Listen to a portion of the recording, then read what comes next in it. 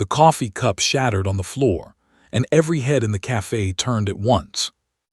An old man stood frozen near the counter, his hands trembling, his face burning with shame.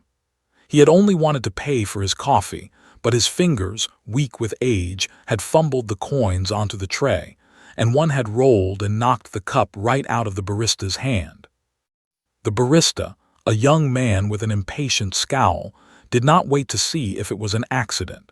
He raised his voice loud enough for the whole cafe to hear. "Are you serious?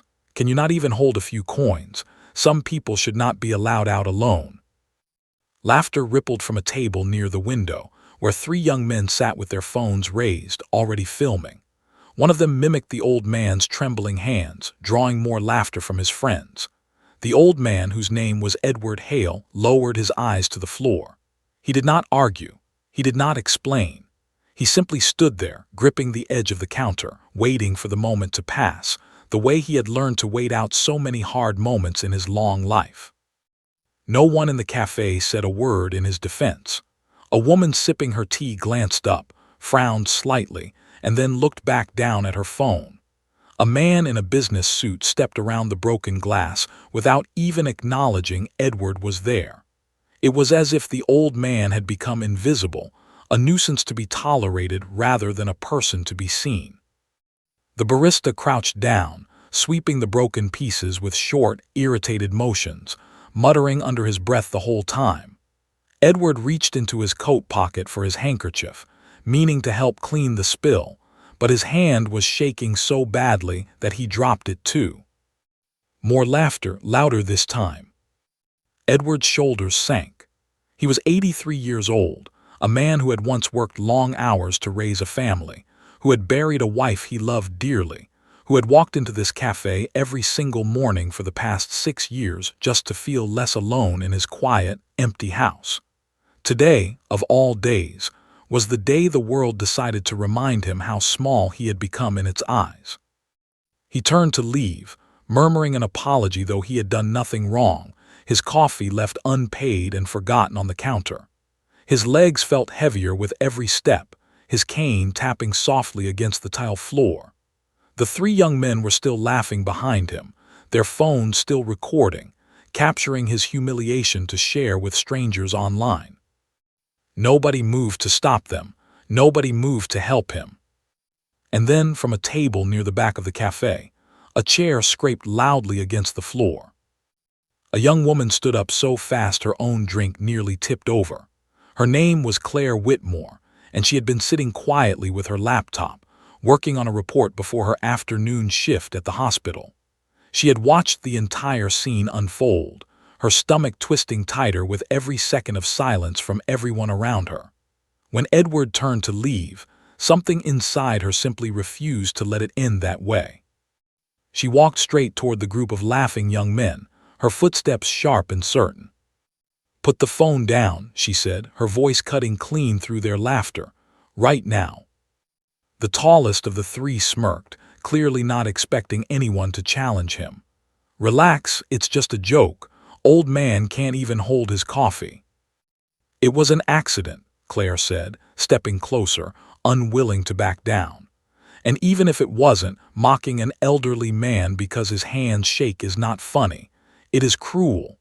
How would you feel if someone filmed your grandfather stumbling and laughed at him for the whole world to see?" The cafe had gone completely silent now, every eye fixed on her instead of Edward. The young man's smirk faltered. He glanced at his friends, searching for support, but they had both gone quiet, suddenly aware of how they looked to the strangers watching them. Claire did not stop there. She turned to the barista, whose irritation had cooled into visible embarrassment. "And you," she said firmly but without shouting, "a coin rolling off a tray is not a crime. He is a customer, not a burden. You owe him an apology, not a lecture." The barista opened his mouth, then closed it again, his cheeks reddening. He mumbled something close to an apology, though his eyes avoided Edward's. Claire turned to face the three young men one final time. "Delete the video. Now, or I will make sure everyone in this cafe knows exactly what the three of you did today, and I will not let it go quietly." There was a long pause. Then, slowly, the tallest one pulled out his phone and deleted the recording, his jaw tight with humiliation of his own. The three of them gathered their things quickly and left without another word, the bell above the door ringing sharply behind them. The cafe exhaled, as if it too had been holding its breath. Claire turned around and saw Edward still standing near the door, his cane trembling slightly in his grip, his eyes wide with something between shock and gratitude. For the first time since he had walked in that morning, someone had looked at him and truly seen him. She walked over gently, her tone softening completely. "Are you all right, sir?" Edward opened his mouth to answer, but for a moment, no words came out at all. His eyes glistened and he pressed his lips together, fighting to keep his composure. "I am fine," he finally managed, his voice rough with emotion. "Thank you. I have not had anyone stand up for me like that in a very long time." Claire gently guided him to an empty table near the window, pulling out the chair for him before he could refuse the help. She ordered a fresh coffee, insisting on paying for it herself despite his protest, and set it carefully in front of him. "You did not have to do that," Edward said, wrapping his hands around the warm cup. "I wanted to," Claire replied simply, sitting across from him. "Nobody deserves to be treated that way, especially not for something so small." They sat together for a while, the noise of the cafe slowly returning to normal around them. Edward studied her face, as if trying to understand what had made her different from everyone else who had simply looked away. "May I ask your name?" he said. Claire Whitmore." "Edward Hale," he replied, offering a small, grateful smile. "I come here every morning. It has become something of a ritual for me since my wife passed. The house feels too quiet without her, so I walk here instead, just to be around people, even if none of them ever speak to me." Claire's chest tightened at his words. She had seen loneliness in patients at the hospital many times, elderly men and women who came in not because they were terribly sick, but because they simply wanted someone to talk to. She recognized that same quiet ache in Edward's voice. "I am sorry about your wife," she said softly. 46 years together," Edward said, his eyes drifting toward the window. "She used to say I was clumsy even back then. She would have laughed at the coffee cup too, but never the way those young men did. She always laughed with people, never at them." Claire smiled at that, imagining the kind of woman who could tame a household with warmth rather than sharpness.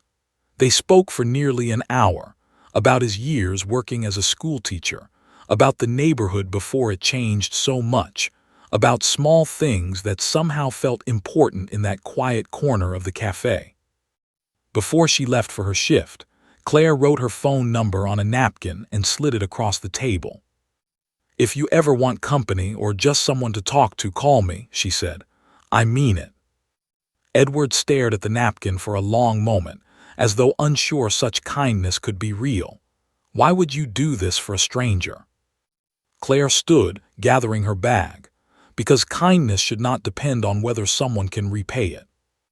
She left the cafe with a warm feeling she could not quite explain, unaware that her small act of defense had set something much larger into motion. 3 weeks passed before Edward finally worked up the courage to call her. Claire answered on the second ring, surprised and pleased to hear his voice. They began meeting for coffee once a week, then twice, their conversations stretching longer each time. Claire found herself looking forward to their meetings more than she expected, and Edward, for the first time since his wife's passing, felt the quiet in his house become a little more bearable. One afternoon, as they sat together, Edward asked Claire about her work at the hospital. She told him about the long hours, the exhausting shifts, and her dream of one day opening a small community clinic for elderly patients who often felt forgotten by the busy healthcare system, much like he once had. She spoke of it with such passion that Edward listened closely, memorizing every detail. What Claire did not know was that Edward Hale was not simply a retired schoolteacher living a quiet, ordinary life. Decades earlier, before his years in the classroom, Edward had built a small manufacturing business from nothing, working tirelessly through his younger years until it grew into something substantial. He had sold the company long ago, choosing a modest life afterward, teaching because he loved shaping young minds, not because he needed the income. Very few people knew about the wealth he had quietly set aside, and fewer still knew about the charitable trust he had established in his late wife's name, a trust that had sat mostly untouched for years, waiting for the right cause to support. Edward had never mentioned any of this to Claire, not out of secrecy, but because for years nobody had cared enough to ask him about anything beyond his slow steps and trembling hands. Claire was the first person in a long time who spoke to him as a person rather than a burden, and it moved him deeply. One evening, Edward invited Claire to his home, a modest house filled with old photographs and books, nothing extravagant, nothing that hinted at the resources quietly sitting in his accounts. Over tea, he finally told her the truth about his past, watching her expression carefully as he spoke. Claire listened in stunned silence, her tea growing cold in her hands. "Why are you telling me this now?" "Because I have been thinking about what to do with what I have left," Edward said gently. "And I believe I have finally found the reason I have been waiting for." Claire shook her head slowly, still processing his words. "Edward, I did not help you expecting anything in return. I do not want you to feel like you owe me." "I know," Edward said, a small smile forming. "That is exactly why I want to help you." Over the following months, Edward worked closely with Claire, using the charitable trust established in his late wife's memory to fund the community clinic she had always dreamed of building. He insisted on being involved in every step, not as a distant donor, but as someone who genuinely cared about the outcome, sitting through meetings, offering advice, and even helping choose the location for the small building that would soon serve dozens of elderly patients each week. Claire poured herself into the project, and within a year, the clinic opened its doors in a quiet corner of the neighborhood, offering free checkups, companionship programs, and simple comforts for elderly residents who often had nowhere else to turn.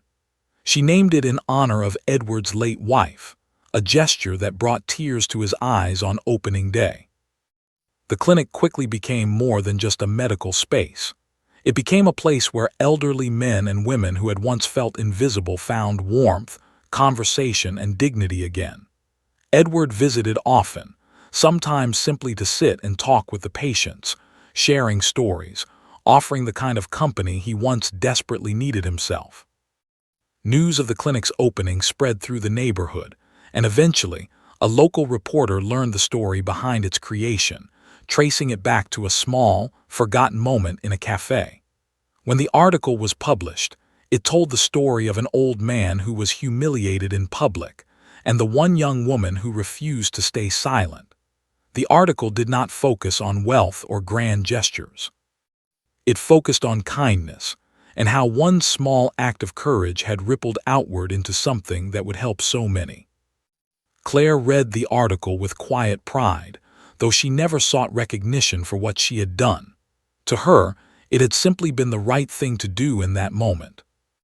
As for Edward, he often told visitors at the clinic about the day his coffee cup shattered on the cafe floor, how strangers had laughed, and how one young woman had stood up when nobody else would. He would smile every time he told it, no longer feeling the sting of that old humiliation, but instead feeling grateful that it had led him to Claire. Years later, the clinic remained a cornerstone of the neighborhood, a living reminder that dignity should never depend on age or ability, and that sometimes the smallest acts of defense against cruelty can grow into something far greater than anyone could have imagined. Edward Hale passed away peacefully years later, surrounded by friends he had made at the very clinic Claire had built, no longer a lonely old man overlooked by a hurried world, but a beloved figure remembered fondly by everyone whose life he had touched. And Claire Whitmore, the The woman who once stood up in a crowded cafe when nobody else would, carried his lesson with her for the rest of her life. That true character reveals itself not in grand moments, but in the quiet decision to defend someone who cannot defend themselves.